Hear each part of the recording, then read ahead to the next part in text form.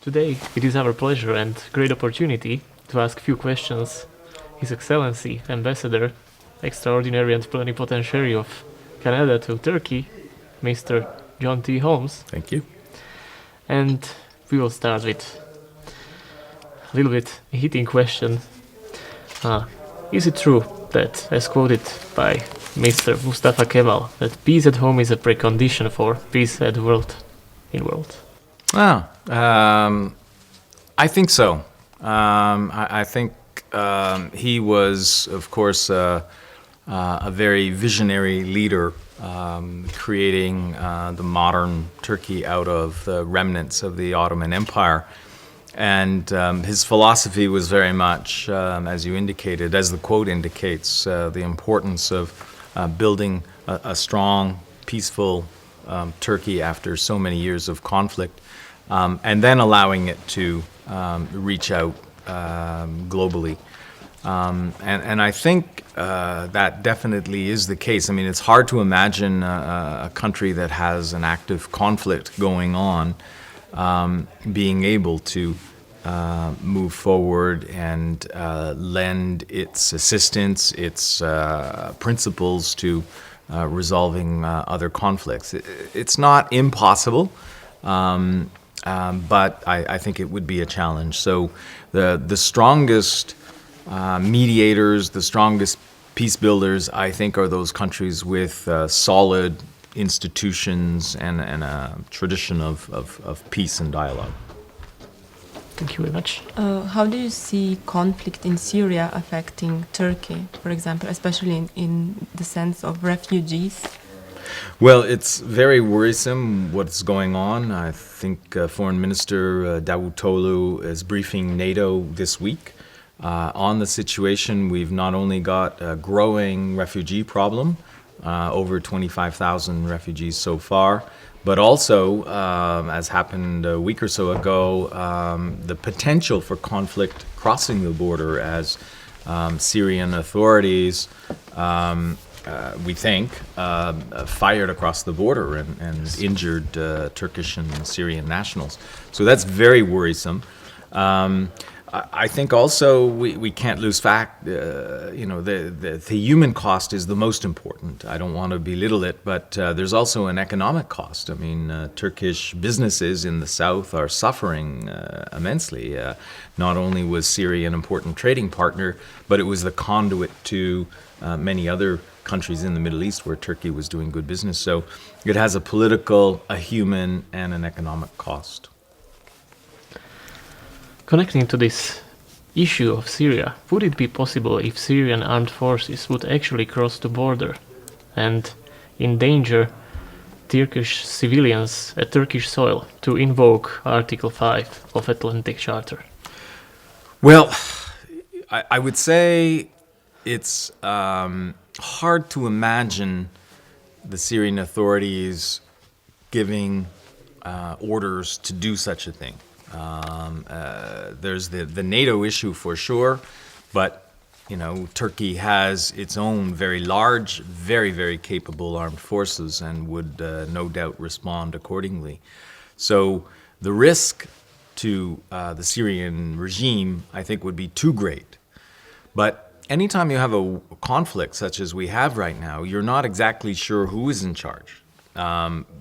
President Bashir Assad has given promises to various world leaders, including of late former Secretary General Annan, that the conflict will stop, that the troops will no longer fire. And yet we see daily, even today, people being killed in Syria. So are his own troops not listening to him?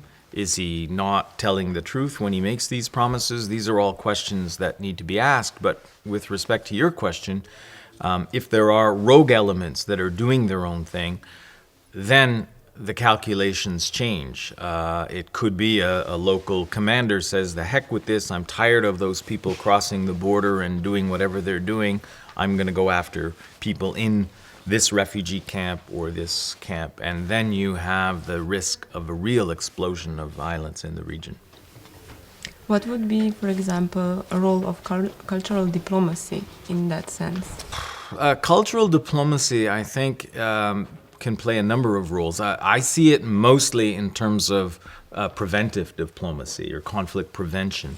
I think oftentimes where you have interstate conflict, it can happen as a result of lack of understanding, prejudices that have existed for many, many years. And if you don't have a situation where there is dialogue, where there is an understanding between different groups, different states, as to what are the problems, how do we dialogue to solve the problems, how can our people-to-people contacts work to prevent an escalation of a situation, then there are real risks of a violent conflict breaking out.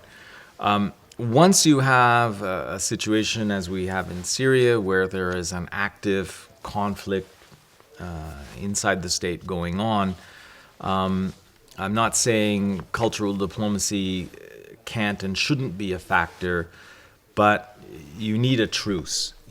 Cultural diplomacy, it's very difficult for it to work in a conflict situation. I think if you take a broad definition of cultural diplomacy, though, in my statement, I talked about the importance of mediation.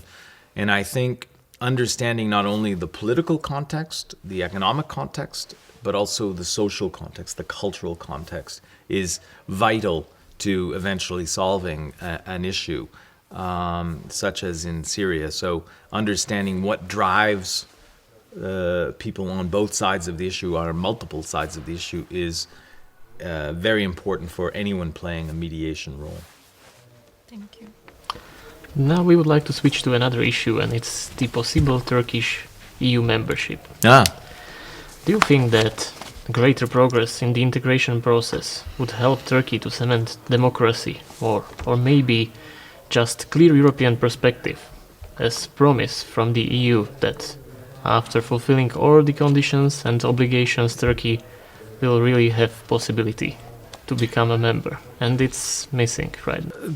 You flagged two issues. I'm going to comment on two issues. You've maybe flagged more than two. I'm going to comment on two. One is that since the dialogue process has started, there has been tremendous progress in Turkey. I think from a Canadian perspective, we see over the last decade, tremendous progress in democracy, good governance, human rights in this country, and we see Turkey very much as a strategic partner for Canada. So, and I think that the EU process has helped, not only politically, but also technically. The amount of work that EU and Turkish colleagues have done on the nuts and bolts of good governance has been impressive. And I think both sides are to be congratulated on that. Canada is on record as supporting Turkey's eventual membership into the EU, but this is a decision for EU and for Turkey. It's not a decision for outsiders. We lend our political and moral support. We think it would be in the interest of all. We are a free trade country. We live on trade, as does Turkey, as do many European countries. And so anything that would lead to greater, transparent trade relationships, we see as an advantage. And we are currently negotiating a free trade agreement with the EU. We would love to, first of all, have that, and second of all, have Turkey part of that. We see great potential in the Turkish market, and vice versa. We see great opportunities for Turkish businesses to invest in Canada, which we would welcome. Yes, I think it's quite possible because Turkey and EU have customs union between them, so then access to Turkish market wouldn't be that big challenge for Canada. We hope so. Well, we hope it happens. Yes. We're very keen the to great challenge talk. will be you. Yes. Actually now during the crisis and all this stuff. True. What about, for example, Turkey's involvement in international legal system? Well, I'm a little less familiar with their involvement legally. I think the other aspect that we strongly support is Turkey's growing importance regionally and globally. And again, as a NATO partner, as a country that with which we share many values and many interests, we welcome Turkey's growing role regionally, certainly in the Middle East. We have worked closely with Turkey in the situation in Libya, and we welcome the very positive statements made by Turkish leaders on going back to the early days of the Arab Spring, where they called for democracy, respect for human rights, a new beginning in many of the Arab countries, as well as their leadership on the Syria situation, one of the founders of the Friends of Syria, and just recently co-hosted the latest meeting of the Friends in Syria a couple of weeks ago. So Turkish leadership on these issues we value and encourage. Thank you. And also connected to the international law, I would like to ask, what should be the future role of the International Criminal Court? Because if I'm not mistaken, you mentioned that probably right now the ad hoc tribunals could be more successful.